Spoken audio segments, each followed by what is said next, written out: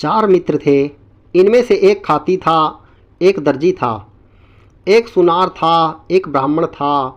चारों ने परदेश में जाकर धन कमाने की सोची और एक दिन ठीक मुहूर्त देखकर अपने गांव से रवाना हो गए। चलते चलते शाम हो गई तो एक कुएं के पास रात वासे के लिए ठहर गए।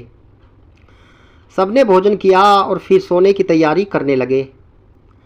सुनार के पास सोना था, इसलिए उसने कहा, भाइयों, सबका एक साथ सो जाना ठीक नहीं होगा। दर्जी ने कहा, हाँ भाई, ठीक कहते हो, हमको बारी बारी से पहरे पर जागना चाहिए।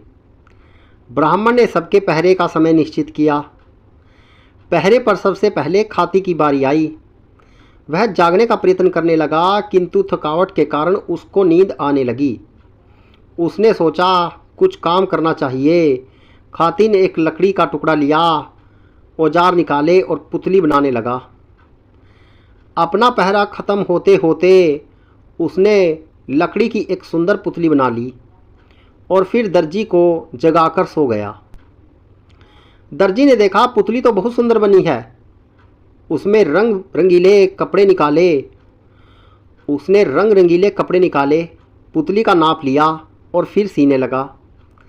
अपने पहरे के समय में उसने पुतली के लिए अच्छी सी चोली और घेरदार घाघरा तैयार कर लिया।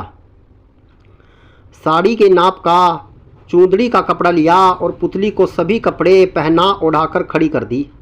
फिर आधी रात के बाद सुनार की बारी आई। वह सोना निकालकर गहने बनाने लगा। धीरे धीरे उसने बोरला, झेला, कर्णफूल, नथ, हंसली, हार, चूड़ियाँ, पायल सभी गहने बना लिए और पुतली को पहना दिए। पुतली गहने कपड़ों में बहुत सुंदर दिखने लगी। अंत में ब्राह्मण की बारी आई।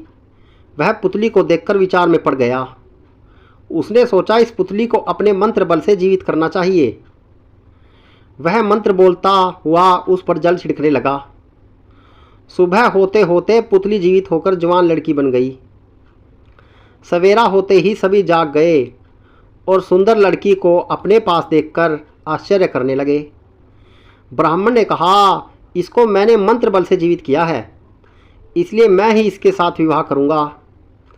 खाती बोला, वाह जी, यह कैसे हो सकता है? पुतली तो मैंने बनाई थी। दर्जी बोला, इसके लिए मैंने ही कपड़े तैयार किए हैं, इसके साथ तो मैं ही विवाह करूंगा। सुनार ने कहा, भाइयों, मैंने हजारों रुपए का सोना खर्च करके इसके लिए गहने बनाए हैं, अब कैसे हो सकता है कि यह दूसरे के घर चली जाए?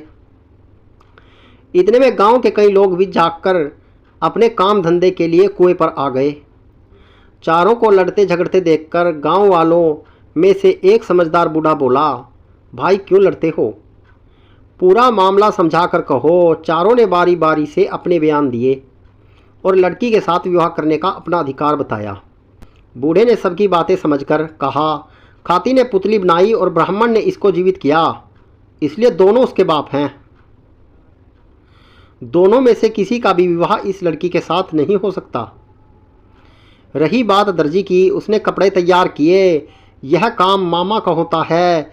विवाह पर मामा मायरे के रूम में कपड़े लाता है और विवाह करने वाला व्यक्ति गहने लाता है।